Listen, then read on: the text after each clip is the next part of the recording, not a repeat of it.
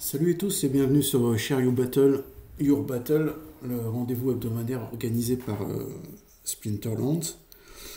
Donc aujourd'hui, le jeu nous propose de faire un combat avec Mantoid. Donc c'est une carte de l'édition Untamed, donc les dernières éditions,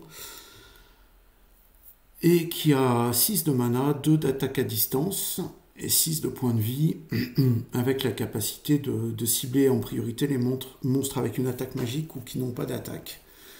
Donc il va permettre d'attaquer d'autres cartes que la première carte, ce qui peut être intéressant pour affaiblir l'adversaire.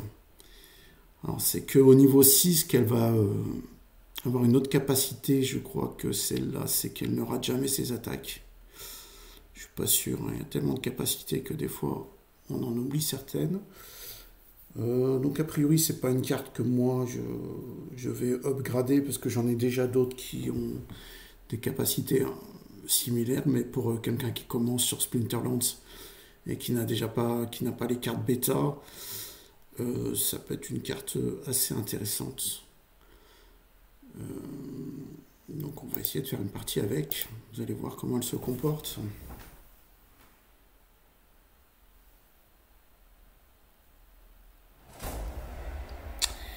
Alors on a 38 points de mana et on va perdre 2 points de vie si on n'a pas la capacité fly.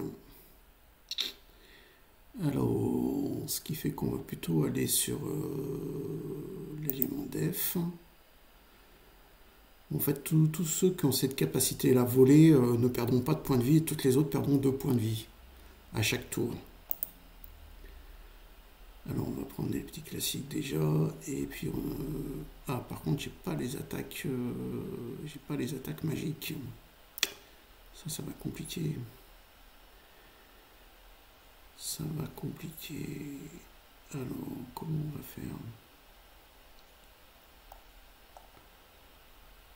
Alors, déjà, on va placer celle-là. Alors, on va mettre celle-là, elle va attaquer en dernière position. Après, on va placer notre...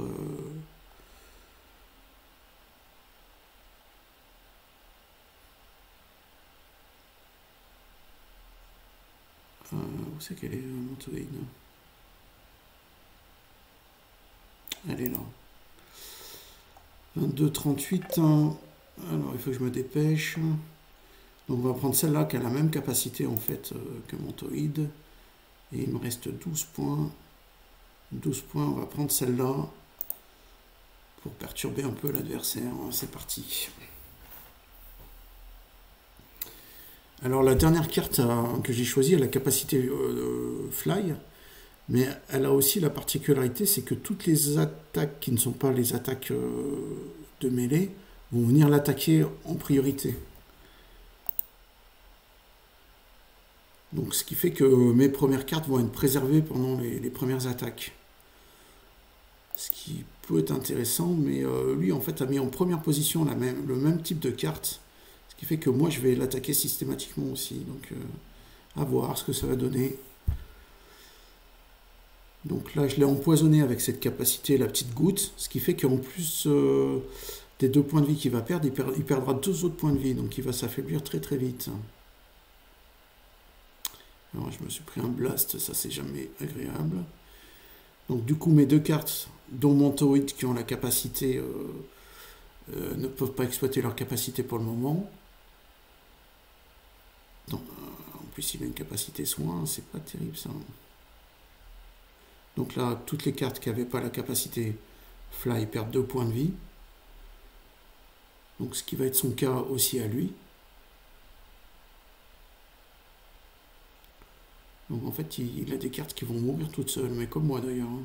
Là, il se fait empoisonner, il perd ses 2 points de vie. Et là, par contre, il a une carte devant qui est vraiment pas...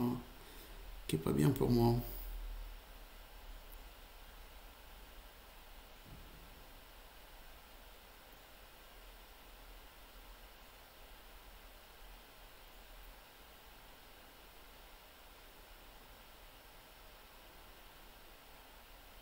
Parce qu'il a le soin en plus, je pense que ça va être mort pour moi. Voilà, en plus je perds 2 cartes. Bon, lui, il en perd 2 aussi, dont sa carte soin. Mais j'aurai plus de puissance pour l'attaquer, donc ça va être mort. Bon.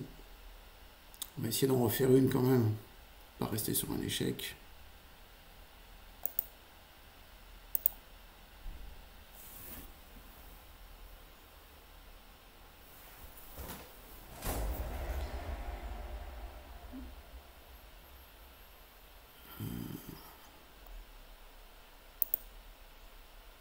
Voilà, j'ai 16 de mana. 16 de mana, on va prendre ça, on va prendre Fire. 16 de mana, c'est très vite fait en fait. Alors si j'ai ma carte qui fait 6, ça fera 13, il ne me restera que 3.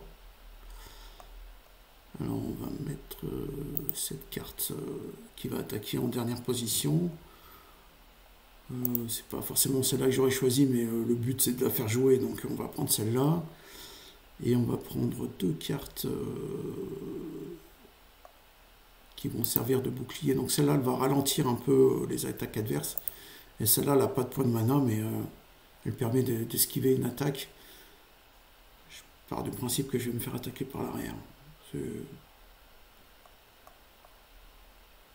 n'y a aucune raison de le penser, mais c'est juste comme ça. Un sentiment.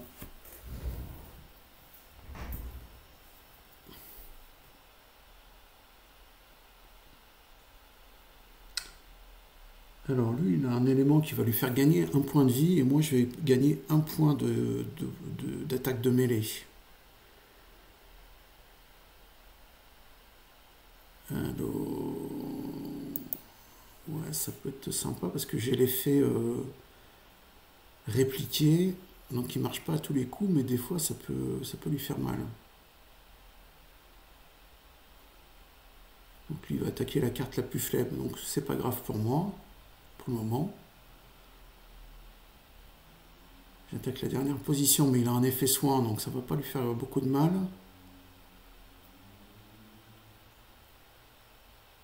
Voilà, donc là, j'avais pas d'attaque magique, mais lui n'avait pas d'attaque, donc Mantoid l'a attaqué en premier. Ah zut, j'ai pas fait gaffe qu'il y avait... Ah. Oui, on a comme tout à l'heure, et ça j'avais zappé en fait. J'avais zappé, et ça c'est pas bien. Bon, lui j'ai l'effet soin, donc normalement il va se soigner. Et s'il m'attaque, ouais, non, bon, je crois que je vais perdre encore en fait. Voilà, j'ai l'effet réplique, mais qui va pas être suffisant. Non, qui va pas être suffisant. Bon bah voilà, comme à chaque fois, c'est pas une réussite, mais vous aurez vu comment fonctionne Mantoid. Surtout si vous démarrez, ça peut être une carte intéressante pour vous. Là, je pense que c'est mort parce que l'attaque à distance, normalement, attaque pas en première position. Voilà, donc je suis mort.